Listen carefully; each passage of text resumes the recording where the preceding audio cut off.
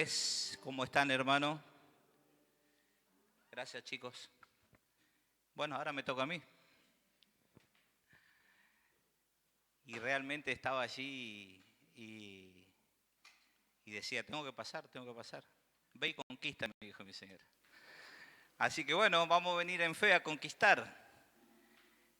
Dios los bendiga, hermano. Realmente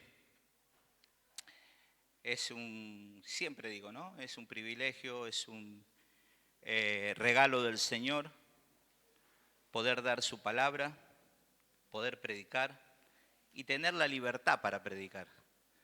Porque uno se prepara para esto, para venir a dar su palabra y por ahí es como que hasta agarra un poquito de temor, ¿no? A mí por ahí me agarra un poquito de temor y siento también de que al tener la libertad para predicar, uno tiene que estar tranquilo y confiado y hablar la palabra del Señor. Es precioso reunirse, congregarse. La palabra de Dios dice que donde dos o tres estén reunidos, Él está allí. Así que sabemos que Él está acá y que podamos tener la confianza y la esperanza de que en Dios siempre hay cosas nuevas, cosas para aprender.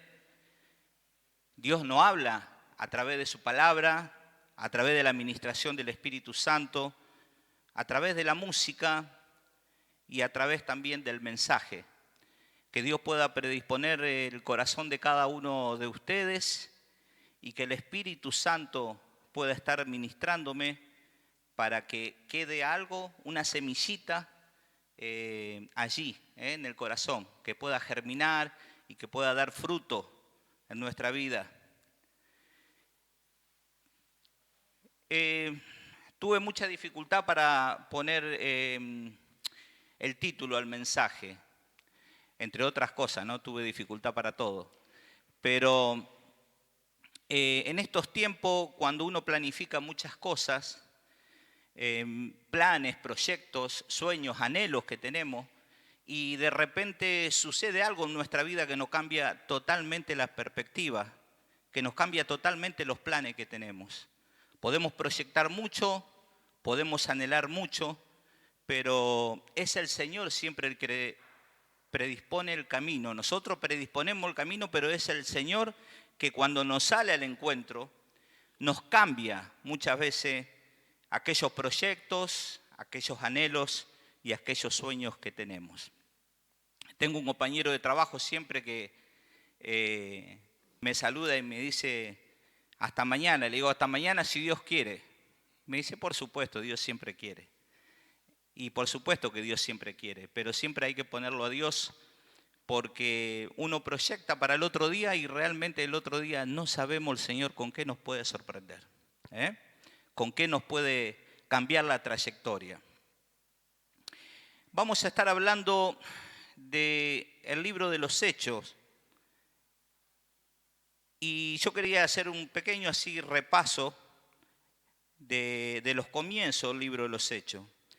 El libro de los Hechos de los Apóstoles, dice, describe el cumplimiento del mandato que Jesús le dio a sus apóstoles, de predicar el Evangelio a todas las naciones, a toda criatura, empezando por Jerusalén hasta lo último de la tierra.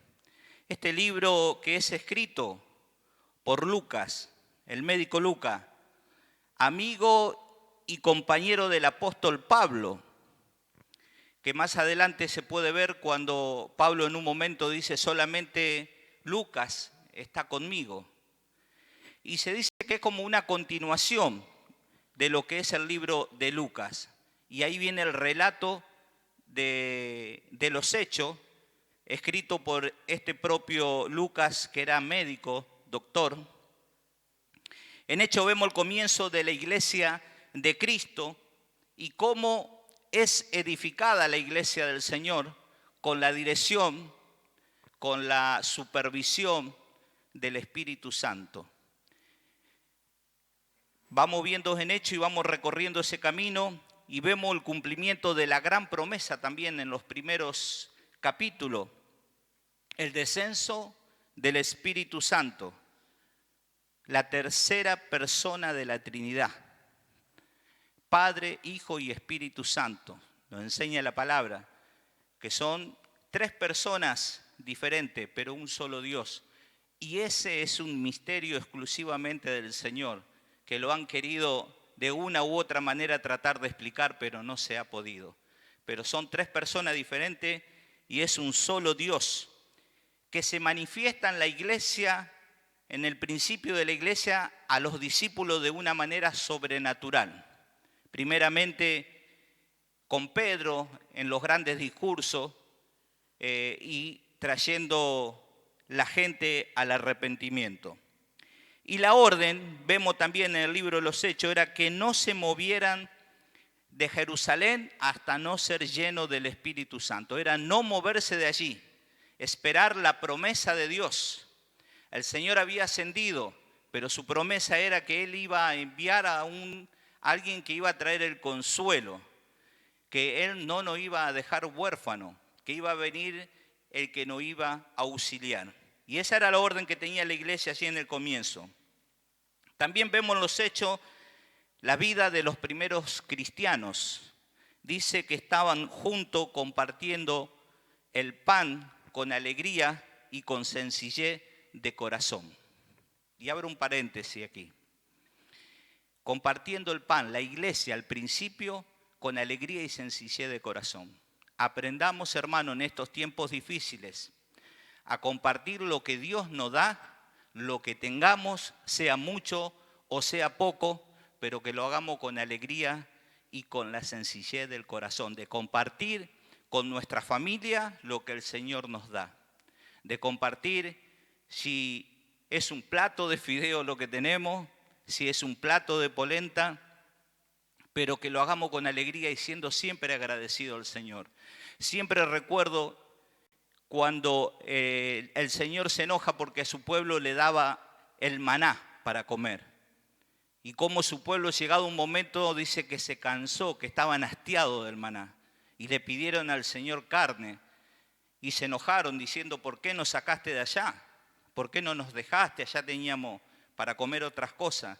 Y cómo el Señor se desagrada de eso. Cómo se desagradó con su pueblo. Así que dice que la vida de los primeros cristianos estaban juntos compartiendo el pan con alegría y sencillez de corazón. Y el Señor, en esa alegría y en esa sencillez de corazón, añadía cada día a su iglesia lo que debía de ser salvo. Que la iglesia pueda compartir con alegría lo que tiene, los dones, los talentos, las diferentes actividades que podamos hacer con alegría y con sencillez de corazón, porque de esa manera el Señor va a ir añadiendo más a la iglesia, a la familia, al trabajo. El Señor añade, hermano. Amén. Entonces, es un breve recorrido que hacemos del libro del Hechos hasta llegar al capítulo 9, que quería llegar, que nos habla de la conversión de Saulo.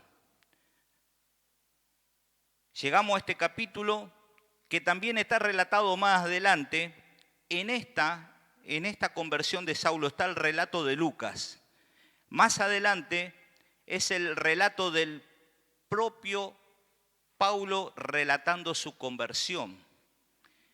El propio Pablo que relata su conversión ante el pueblo, que está en 22:6 del libro de los Hechos, y después relata su propia conversión también en 26:12 ante el rey Agripa. O sea, quería diferenciar esto para que no haya confusión, que aquí es el relato que hace Lucas de la conversión de Saulo. Y leemos, vamos a empezar a desgranar y vamos a leer el capítulo 9, versículo 1 y 2, y dice lo siguiente. Saulo, respirando aún amenaza y muerte contra los discípulos del Señor, vino al sumo sacerdote y le pidió carta para la sinagoga de Damasco, a fin de que si hallase algunos hombres o mujeres de este camino, los trajese preso a Jerusalén. Vamos a orar por esta palabra. Querido Dios Todopoderoso, Señor, gracias te doy por este privilegio, esta oportunidad y esta gracia, Señor, que pones sobre mí para poder hablar tu palabra, Señor.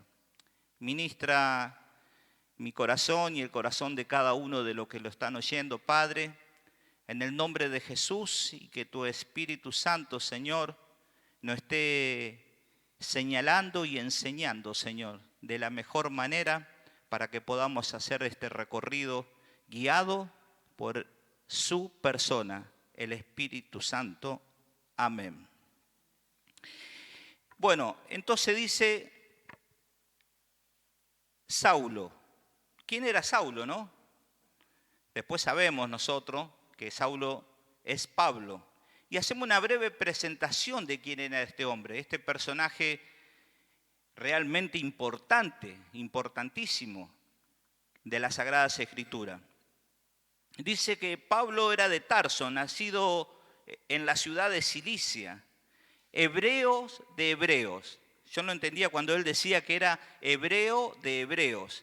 Y es que sus padres eran hebreos, hebreo de raza, su mamá y su papá.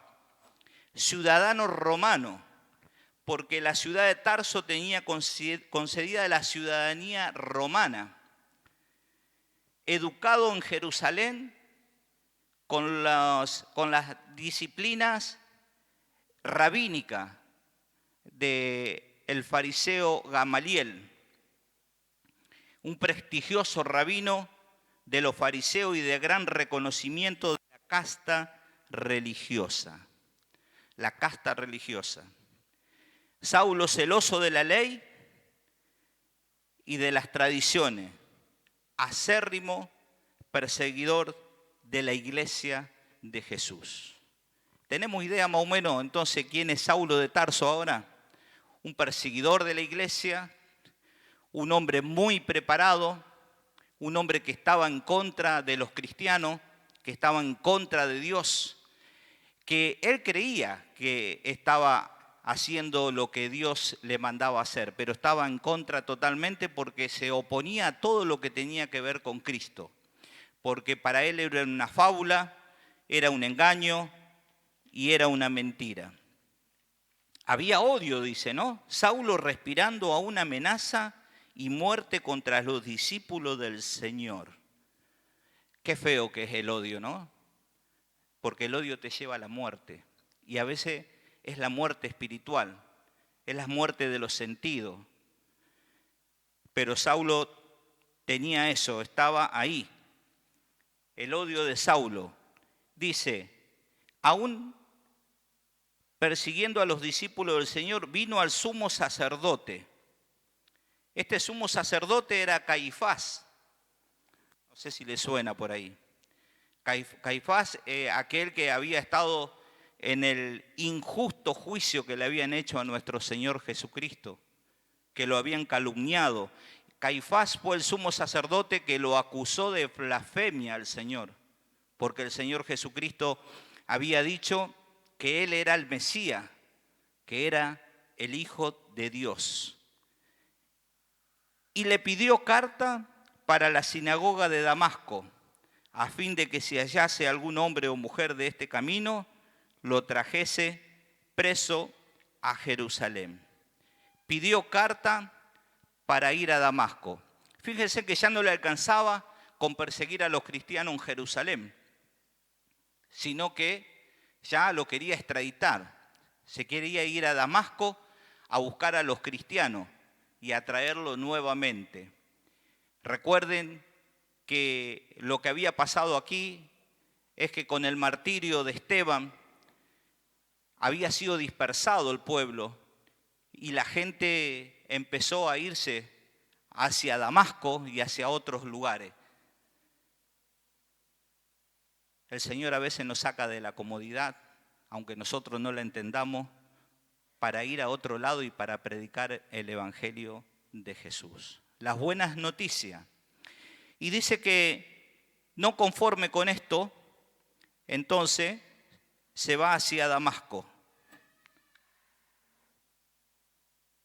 Mas yendo por el camino, aconteció que al llegar cerca de Damasco, repentinamente le rodeó un resplandor de luz del cielo. Aquí fíjense que yo señalaba que hay dos caminos, ¿no? Dice que él va por el camino a buscar a los hombres y a las mujeres. A los del camino se lo denominaba a los cristianos, los de este camino. Era la denominación que tenía este movimiento, decían ellos, que había surgido.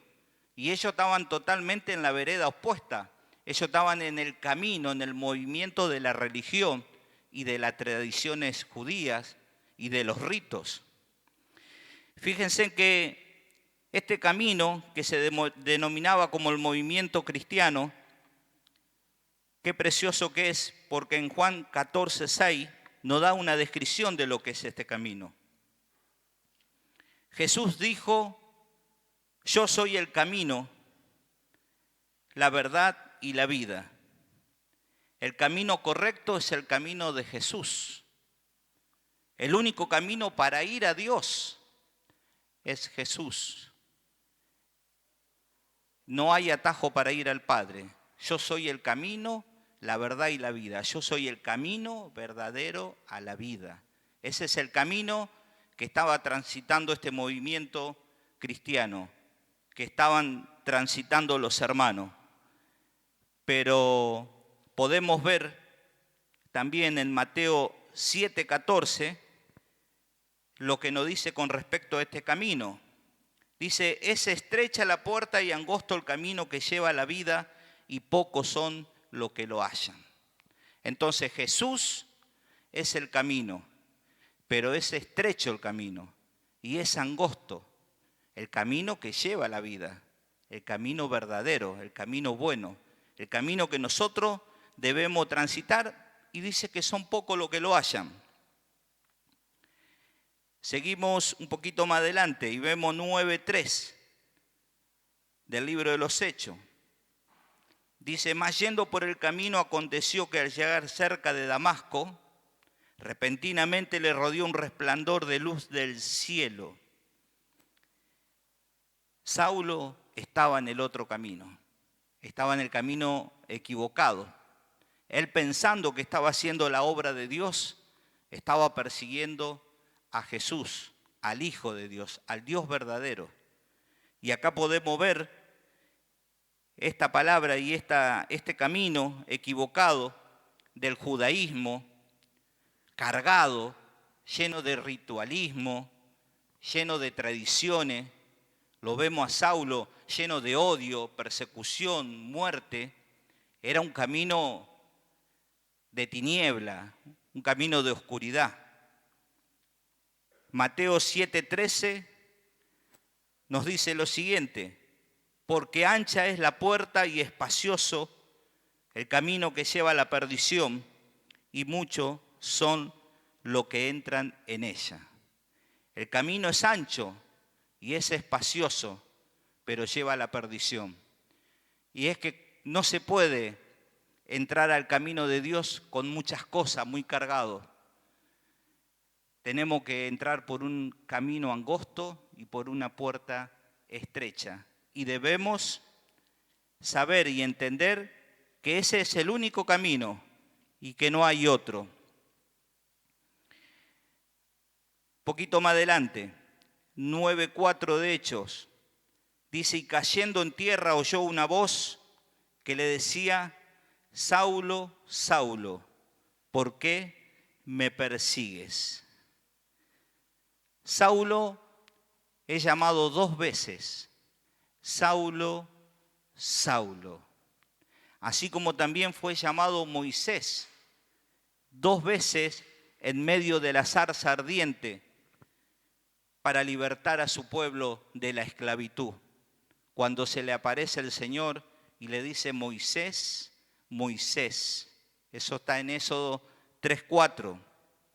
También vemos en Génesis 22:11 cómo Abraham, cuando iba a sacrificar, estaba a punto de sacrificar a su hijo Isaac, se aparece Dios y lo llama nuevamente 2 veces. Abraham, Abraham. También cómo llamó a Jacob en Génesis 46:2, para hacer de él una gran nación. Jacob, Israel. Se aparece el Señor ahí también y lo llama. Y le dice, Jacob, Jacob, 2 veces. Lo que me llama la atención también, que en estos 3 llamados a los patriarcas, los 3 responden, heme aquí. ¿Cómo respondemos nosotros cuando el Señor nos llama? ¿Cómo respondemos nosotros cuando nos despertamos en la madrugada? Y es el Señor que nos está llamando para hablarnos algo, para decirnos algo. ¿Cómo respondemos nosotros cuando somos desafiados a trabajar en el ministerio, a colaborar, a hacer una tarea? ¿Cómo estamos respondiendo nosotros? ¿De qué manera? Fíjense que para los judíos, cuando llamaba 2 veces, esto me gustó, dice que tiene un significado para ellos especial, cuando Dios llamaba 2 veces. Y dice que Dios extendía su amor, significaba que Dios extiende su amor y el favor inmerecido hacia los hombres pecadores. Qué maravilloso significado que tenía para los judíos. Entonces la importancia era que cuando Dios estaba llamando 2 veces, estaba extendiendo su amor y estaba extendiendo su favor inmerecido. Porque todo lo que tenemos no es por nuestro merecimiento, hermano. En Cristo Jesús, todo lo que tenemos no es por obra, dice el Señor. Es por gracia, por medio de la fe. No debemos olvidar eso, para que nadie se gloríe. Es la fe la que nos lleva a conquistar aquello que podemos lograr en el Señor. El favor inmerecido de Dios hacia el hombre pecador, porque aun cuando nosotros estábamos muertos en nuestros delitos y pecados, Dios nos perdonó. Dios nos dio vida juntamente con Cristo. No era porque nosotros estábamos bien, todo lo contrario, estábamos muertos en nuestros delitos y pecados. No esperemos a estar bien para poder servirle al Señor. Santifiquémonos, busquemos su presencia y dejemos que el Espíritu Santo pueda ir obrando. ¿Cuántas veces el Señor nos ha extendido su amor y su favor inmerecido a nosotros? ¿En cuántas oportunidades? Las hemos rechazado algunas, otras veces las hemos respondido, pero hoy el Señor nos está hablando. Hoy el Señor nos sigue extendiendo su amor y su favor inmerecido.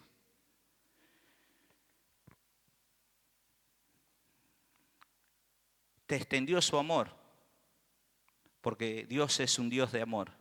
Te extendió su amor cuando quizás no solamente no lo merecía, sino que no quería saber nada con Él.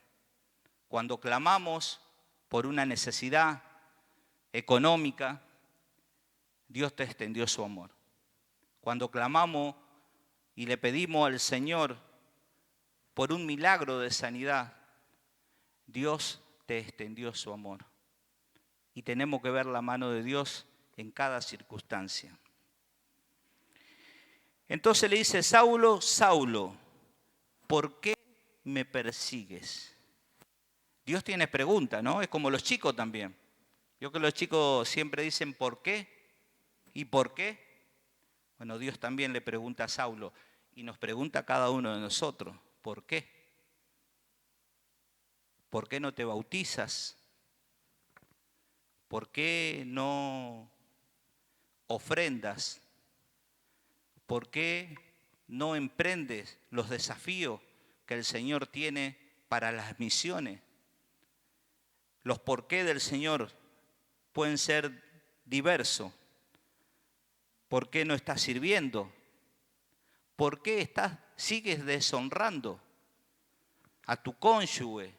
¿Por qué sigues deshonrando tu trabajo, tu oficio? El Señor quiere que le demos la gloria por todo aquello que tenemos. Dios aún nos sigue extendiendo su gracia y su favor. ¿Cuánto creen que Dios le sigue extendiendo la gracia y el favor? Si no fuera por la gracia, si no fuera por el amor de Dios, si no fuera por su misericordia, cuán complicado estaríamos, hermano. Avanzamos un poquito y leemos 9:5. El libro de los Hechos dice, Él dijo, ¿quién eres, Señor? Y le dijo, yo soy Jesús, a quien tú persigues. Dura cosa te es dar coces contra el aguijón. ¿Cuántas veces nos hemos dado contra el aguijón, no es cierto? Aún sabiendo hacer lo bueno, no lo hemos hecho. ¿Cuántas veces nosotros mismos nos lastimamos? Y después cuando nos lastimamos le decimos al Señor que ¿por qué?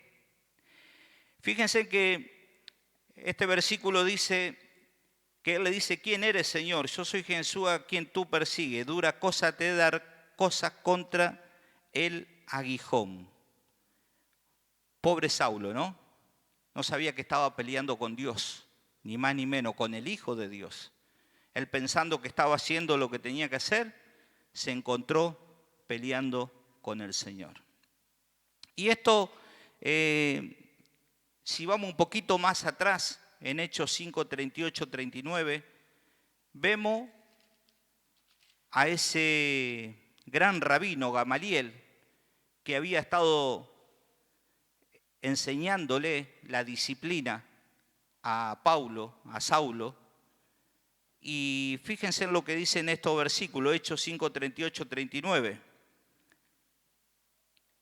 Y ahora os digo, apartaos estos hombres y dejadlo, porque si este consejo o esta obra es de los hombres, se desvanecerá.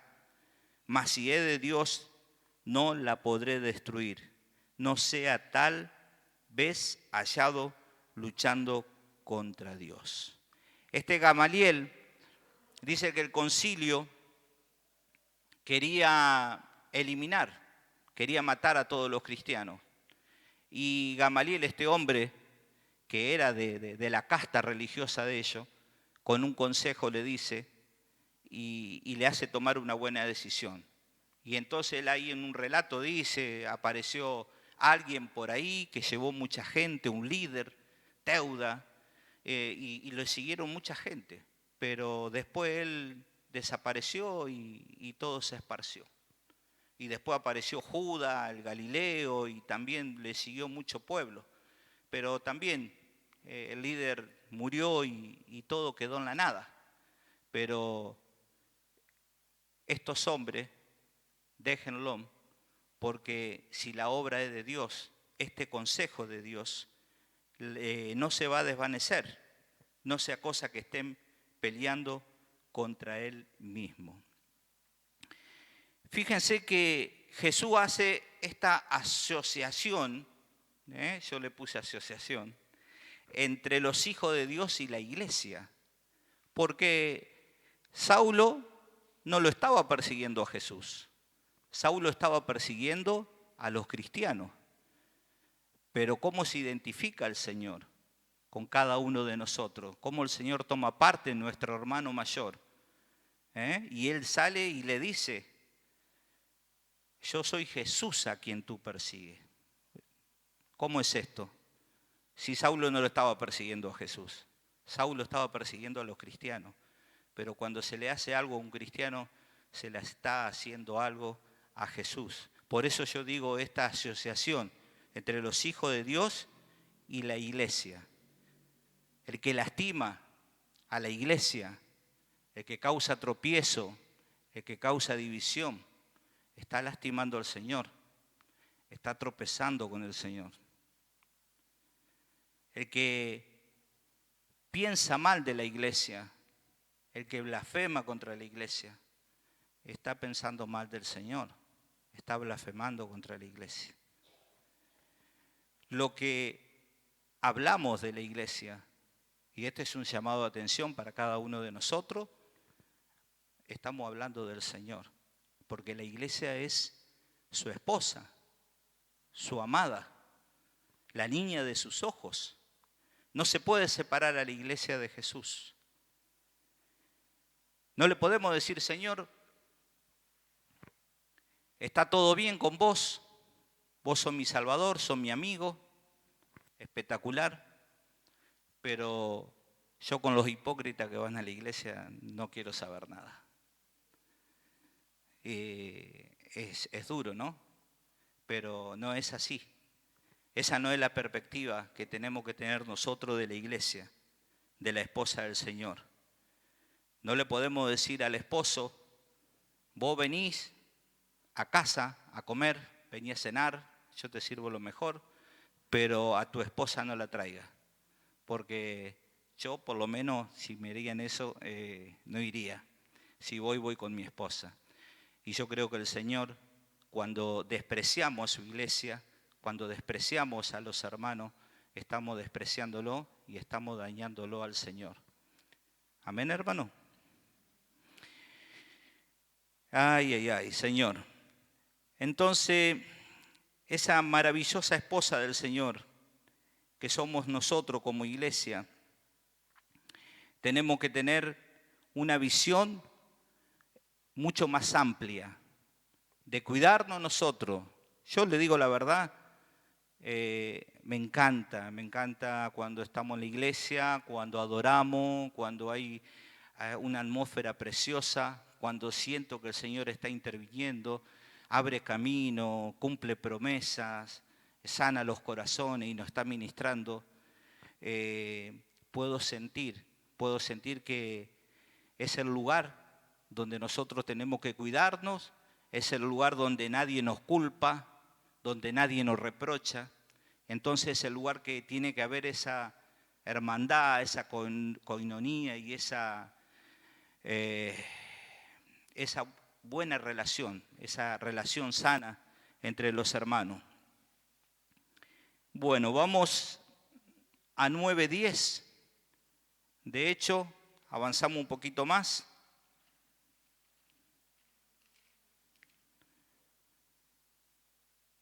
Había entonces en Damasco un discípulo llamado Ananías, a quien el Señor dijo en visión, Ananías, y él respondió, heme aquí, Señor. Fíjense que yo diría, ¿cuánto Ananías hay acá, no? ¿Cuánto Ananías? Yo soy un Ananías acá. Señor, el Señor tiene esas cosas, ¿no? Por ahí manda a alguien que parece que no está capacitado, que no está preparado a hacer una obra para el Señor. Ahí estaba ni más ni menos que Pedro, a quien podría haber mandado. El Señor podría haber mandado a Juan, que también lo vamos a ver, y que más o menos estaban a la altura de Pablo, ¿no? Y sin embargo, dice que manda a un discípulo, a Ananías. Y qué bueno que esta predisposición, porque Ananías lo primero que responde, dice, heme aquí, Señor. Como habíamos estado viendo anteriormente los patriarcas. Estar dispuesto para cuando el Señor nos llama, para cuando el Señor nos incomoda, para cuando el Señor nos manda. No esperemos estar capacitados, no esperemos tener todos los cursos, no esperemos, porque no sirve de nada, hermano.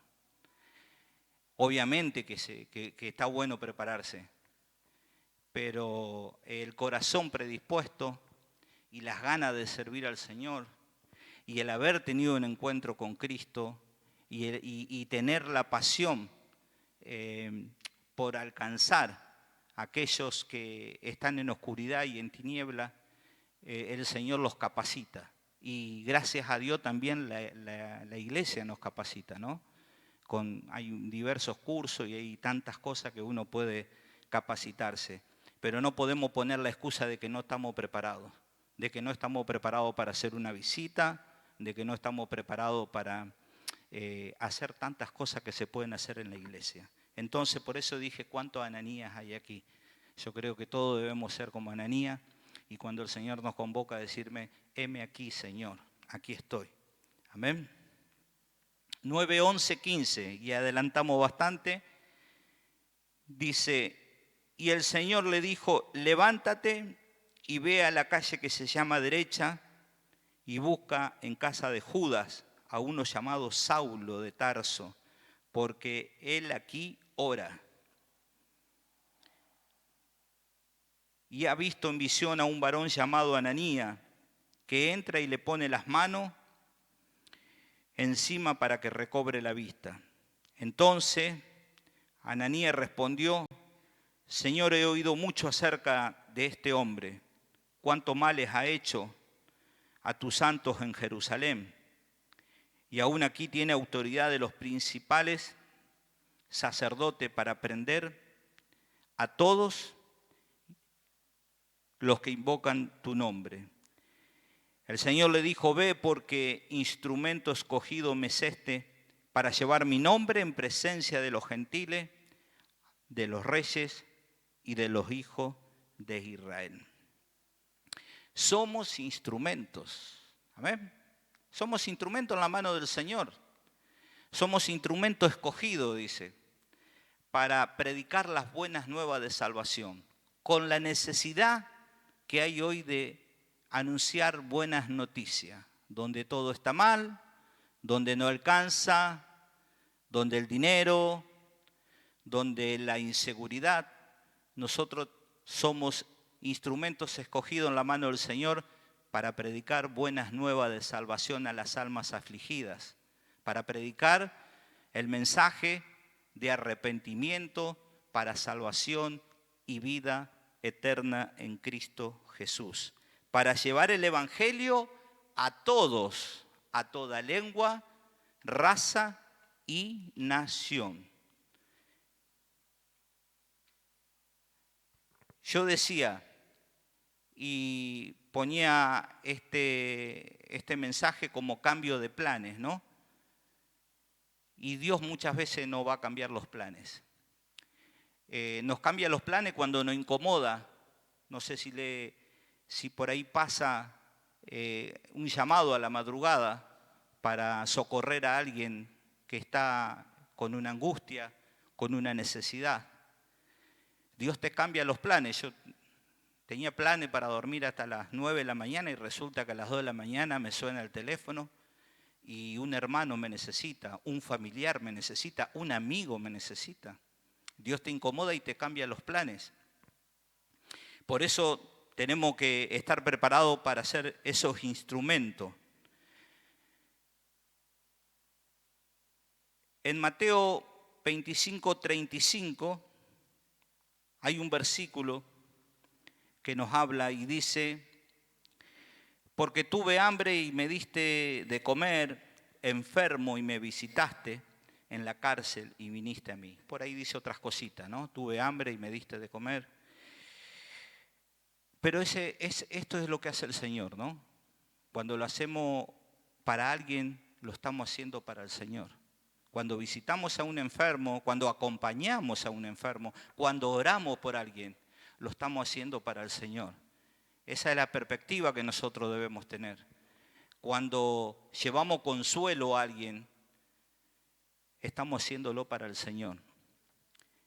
Por eso el Señor dice, cuando lo hiciste con uno de estos más pequeños, también lo hiciste conmigo. Entonces Dios cambia los planes, cambia las perspectivas muchas veces y nos cambia los proyectos. ¿Cuántos proyectos muchas veces quedan ahí cerrados también y por ahí no lo entendemos y decimos por qué? Pero el Señor sabe por qué. ¿Por qué a veces las cosas no se dan? ¿Por qué a veces las cosas no suceden? 9:20. Perdón, me adelanté demasiado. 9:15, seguimos, continuamos. El 16 dice, porque yo le mostraré cuánto le es necesario padecer por mi nombre. Fue entonces Ananías y entró en la casa y poniendo sobre él las manos dijo, hermano Saulo, el Señor Jesús que se te apareció en el camino por donde venías, me ha enviado para que recibas la vista y seas lleno del Espíritu Santo. Y al momento le cayeron de los ojos como escama y recibió al instante la vista y levantándose fue bautizado. Y habiendo tomado alimento recobró fuerza y estuvo Saulo por algunos días con los discípulos. Aquí podemos ver un poquitito los pasos en los cuales el Señor completa la conversión de Saulo. Dice que entró en la casa y pone las manos sobre Saulo y le dice que fue enviado para que reciba la vista y sea lleno del Espíritu Santo. Y que al instante recibe la vista y que al levantarse fue bautizado. Un poco los pasos de la conversión de Saulo, cómo se fue dando. Y sí, el 9:20 dice, y enseguida predicaba a Cristo en la sinagoga diciendo que éste era el Hijo de Dios. Qué tremendo, ¿no? Cómo le cambió el Señor los planes a Saulo. Saulo iba hacia Damasco a buscar a los cristianos que estaba persiguiendo para llevarlo a Jerusalén y encarcelarlo. Hombres y mujeres, no importa. Y Dios les cambia los planes, ¿no? Dice que enseguida predicaba a Cristo en la sinagoga diciendo que este era el Hijo de Dios. Aquel que había ido, a que estaba persiguiendo a los cristianos, de repente estaba predicando en Damasco de Cristo, de Jesús. Filipenses 3:8 nos dice algo del apóstol y dice, estimo todas las cosas como perdidas por la excelencia del conocimiento de Cristo Jesús mi Señor, por amor del cual lo he perdido todo y lo tengo por basura para ganar a Cristo. Qué tremendo, ¿no? Aquel que estaba persiguiendo al Señor, estima todo eso que él era como basura con tal de ganar a Cristo. Yo le pediría si está alguno de los chicos que me acompañe con la guitarra o algo y vamos a ir terminando. Entonces podemos ver en este contexto el relato, la conversión de Saulo, de qué manera se fue dando, cuáles fueron los pasos y cómo Dios nos puede cambiar los planes. De un hombre que tenía todo preparado para eso, que estaba en contra de la iglesia del Señor, en este momento Dios les cambia los planes y termina predicando el Evangelio de Jesús. Saben que hace 14 años aproximadamente atrás, Dios cambió mis planes, como ha cambiado el plan de muchos de los que están acá. ¿Sí? Yo estaba en ese tiempo mal, separado, sin trabajo, con trabajo inestable, lastimando a mi familia, a la gente que quería, viviendo mi vida, persiguiendo al Señor sin darme cuenta, ¿no? Y cómo Dios me cambió los planes, totalmente. Me sacó de aquel camino equivocado. Yo pensaba que iba por el camino correcto. La palabra de Dios dice que hay caminos que al hombre le parecen derechos, pero su final es camino de muerte. Yo pensaba que iba por el buen camino. Hasta que aparece Jesús.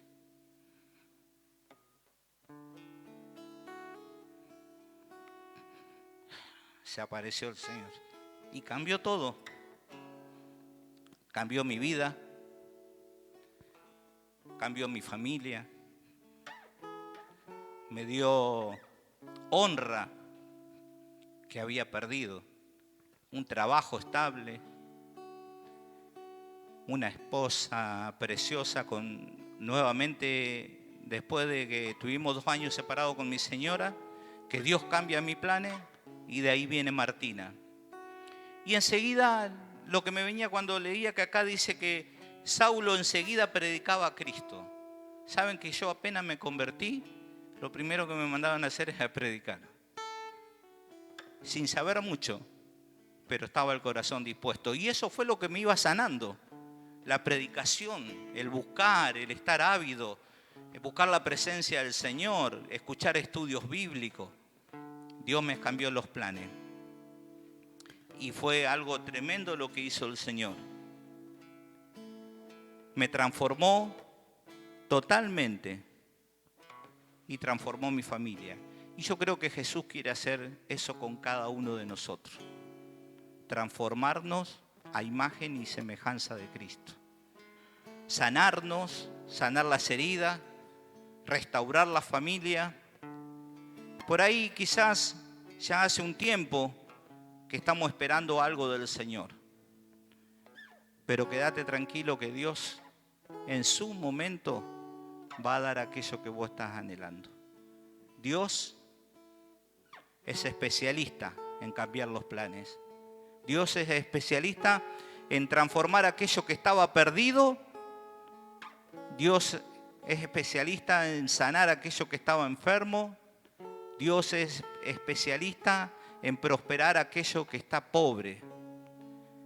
Confiemos en el Señor y tengamos la esperanza que así como Saulo, de ser un perseguidor de la iglesia, terminó siendo uno de los más grandes personajes de las Sagradas Escrituras, por el cual el Evangelio se disparó al resto del mundo, nosotros también podemos ser esos instrumentos para que el Señor todavía pueda hacer algo tremendo a través de nuestra vida.